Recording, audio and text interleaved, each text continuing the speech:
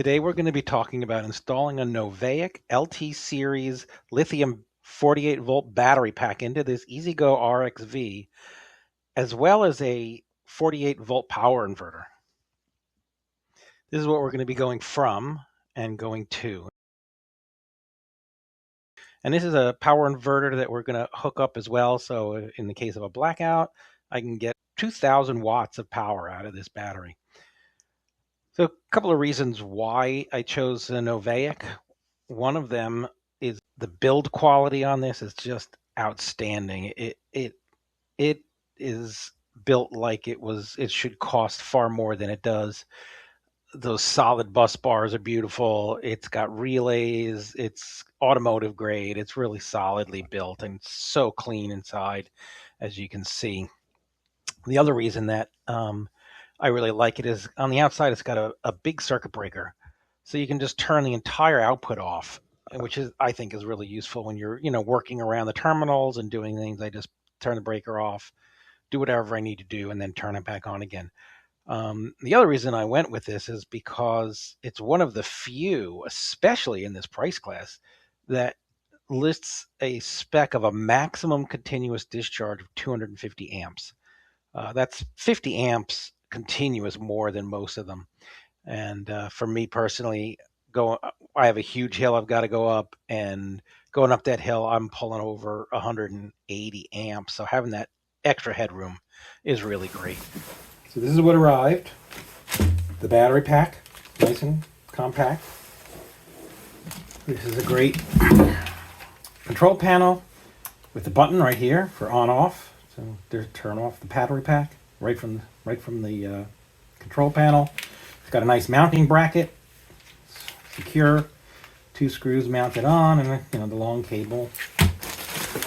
This is a unexpected little blessing. It's the AC outlet that you can mount to your golf cart, so you can plug right in, kind of like your charging port is now, but this is obviously for AC power for the charger. A nice little touch was the battery lifter. Take your old batteries out. I didn't have one of these. I actually ordered one, but now I can return it because I've got one. Wire connectors, various size, 8 millimeters for the terminals. Another nice feature is that in case you need one, it comes with a 12-volt down converter. So if you've got lights or other 12-volt accessories and your cart doesn't already have one of these, sometimes the carts are jumpered right off one of the 12-volt batteries for the 12-volt accessories. This will give you the ability to take the 48 volts down to 12 volts and power those accessories. Again, this is another nice feature that you don't have to buy if you need it. And then, of course, the charger. And this is a really, really nice charger. Heavy, well-built, cooling, really solid mounting base. I mean, look at the thickness of that aluminum. Yeah, really, really nice charger. Comes with the AC cord for this, and then of course the cable that goes to the battery. So basically you're very well equipped, and everything you need.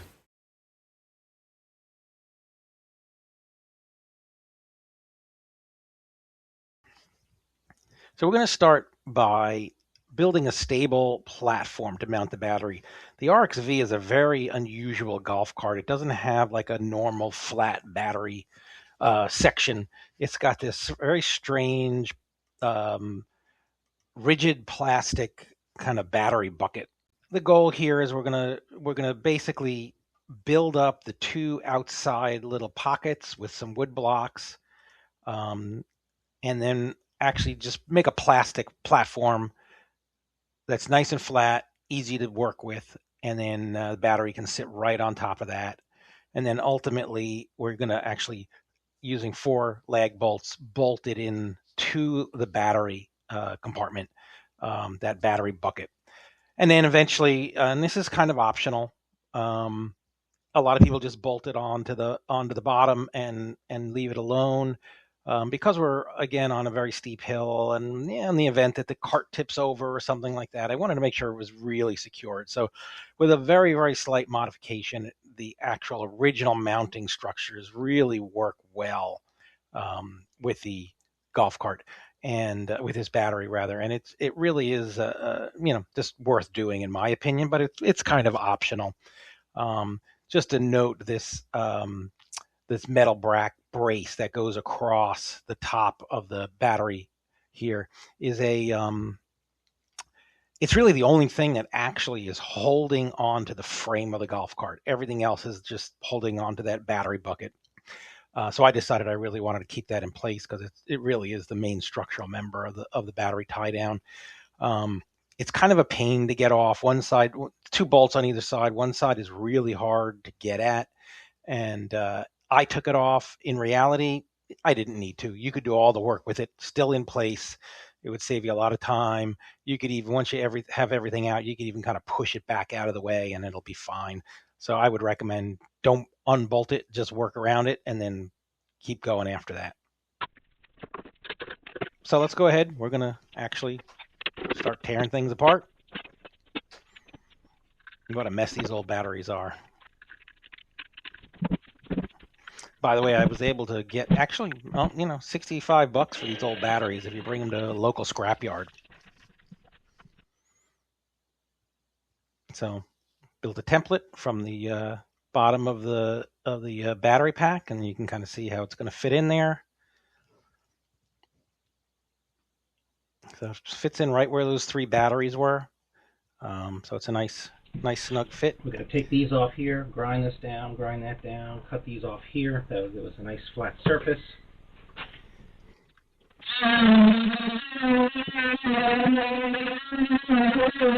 Then we're going to use these cutting boards to make a nice mounting block for it. So the wood should be about 2 1/4 inches. That just fills those little compartments on the sides. I use two blocks. The bottoms are a little thinner or narrower than the tops because those little compartments are not like perfectly square. So, and it worked out perfectly. They were perfectly flush. And then we once we have those little battery dividers, taken down, I cut the cutting boards to size, and they just fit right in. And now it's a really rigid, flat surface. Battery fits right on there beautifully. And basically, using my template, I marked the 4 holes I'm going to use.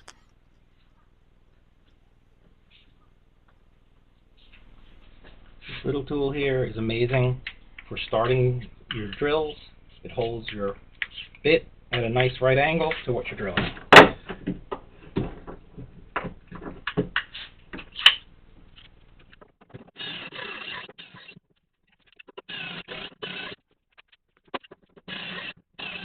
Okay, the charger goes in next. You could put the charger behind the battery, or I chose to put it on the side just because it's a little light on the side. I wanted to be able to see it, and also that's kind of where the AC power is going to go.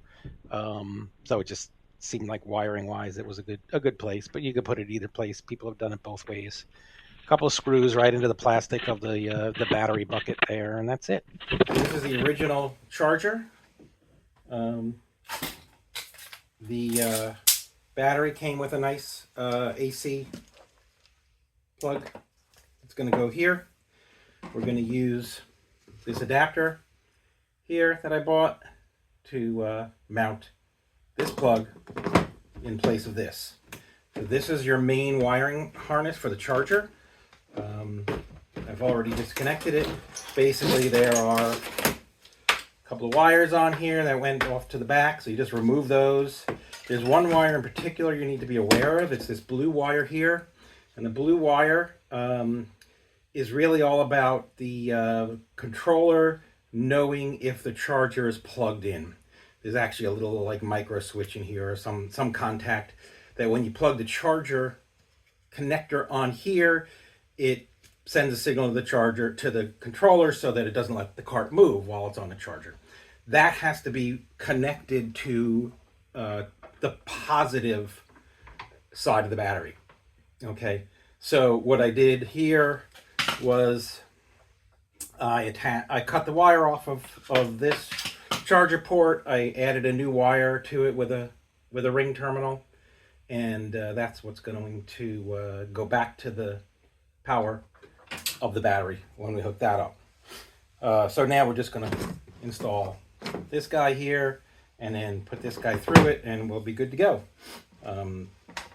These are just using the bolts that were on the cart, so super easy. We'll be good to go.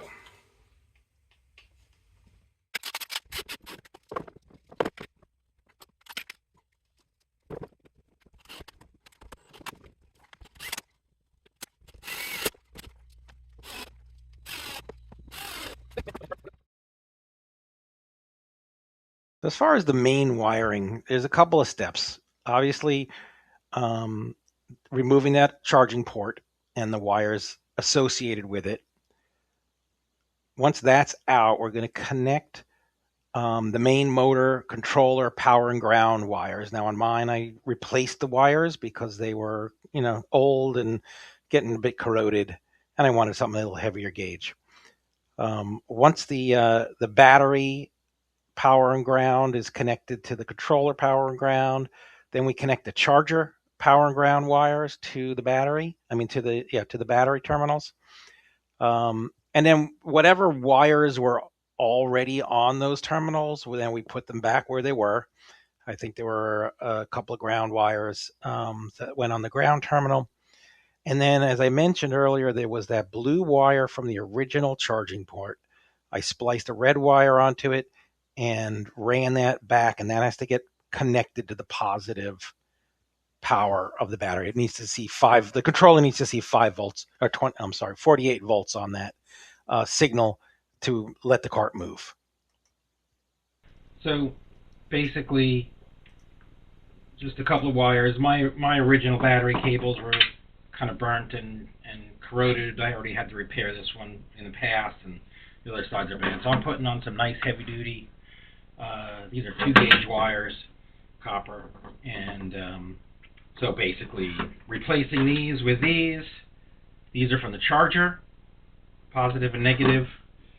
This is that blue wire that is now red, but that was from the power inlet to tell the controller whether or not the charger's plugged in. And then there was a couple other wires attached to the negative terminal. So I'm just going to go and replace all those. And, at that point, we should have a functioning golf cart. Then we'll worry about bolting this thing down and get that all done. So those are the next couple of things. One other thing I'm going to do is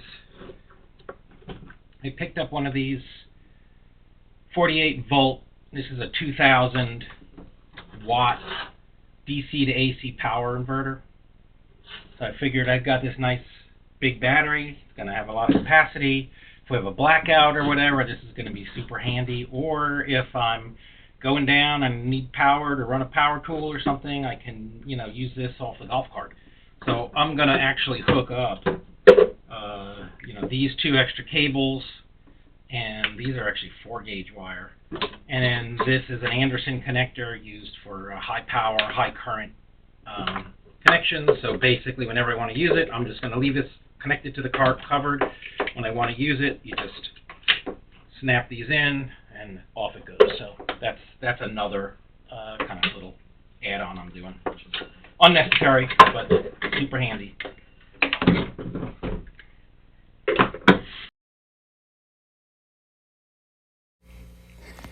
So this is where I mounted the control panel.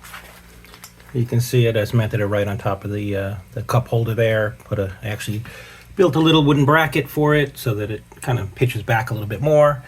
To route the wiring for that, the wiring routes underneath the rubber floor here. It goes down. There's a channel underneath here and up through here and into the battery compartment.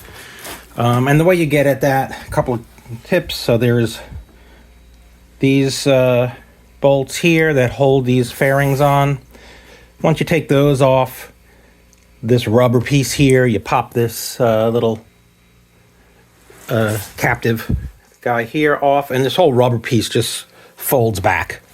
and you push it all the way back and it reveals that whole thing. You can take this off. There's just 4 small nuts, or actually 3. 1, 2, 3. And then this guy can come off. And then, then you just pop this top off, and the whole top, this top piece pops right off, and you can access and mount that piece up there. Bring the wires. The wires ran up through here, up into here, and over to here. Just a clue.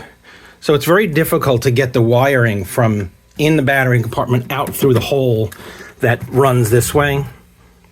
So what I did, which worked really well, is I took these 1, 2, 3, 4, 5, 6 bolts out, and then I was able to kind of pry underneath the face here and lift this this blue the body up, so it actually created like a nice gap right where the wire has to come out. And then I was easily able to snake the wire in and get it up into the battery compartment. And the rest of it is just putting it back the way it was. No magic there. You can see the wires kind of coming in across the back there. So anyway, those are some tips on getting the wiring in, and that wasn't so bad once I got this body lifted up a little bit, so it made accessing that cable run a whole lot easier.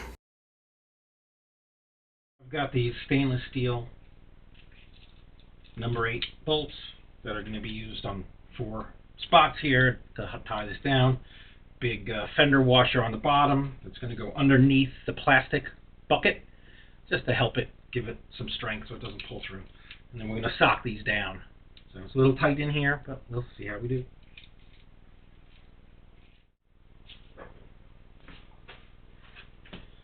These things were super corroded, as you can see. Not much metal left on that. So I got these guys here. I actually had to bend this a little bit. This was a little too long. You could also cut it.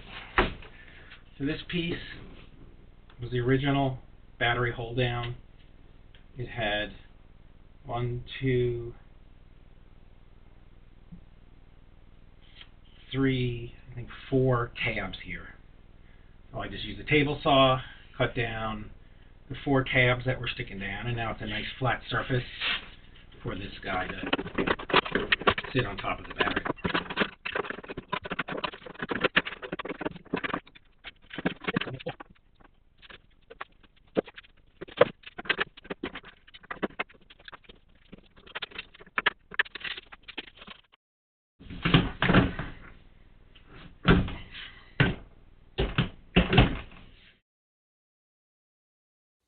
Okay, now here's the big test.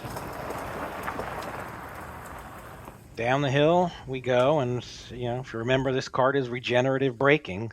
So as I'm going down, you could see there was about 42 amps going back into the battery to charge it. And coming up, I maxed out at about 180 amps coming out of the battery going up. And it's a big hill. You can't tell it in the picture, but it is a very, very, very big hill. Okay, now we're going to talk a little bit about the power inverter. So I wanted to use this battery as a household backup in case we have a power outage. So I got these nice 4-gauge Anderson cables with little, watertight caps. This is a 2,000 watt inverter, and you can see, there we go, 1,500 watt heater. And you can see I'm pulling about 30 amps out of the battery while that's running, which is about right.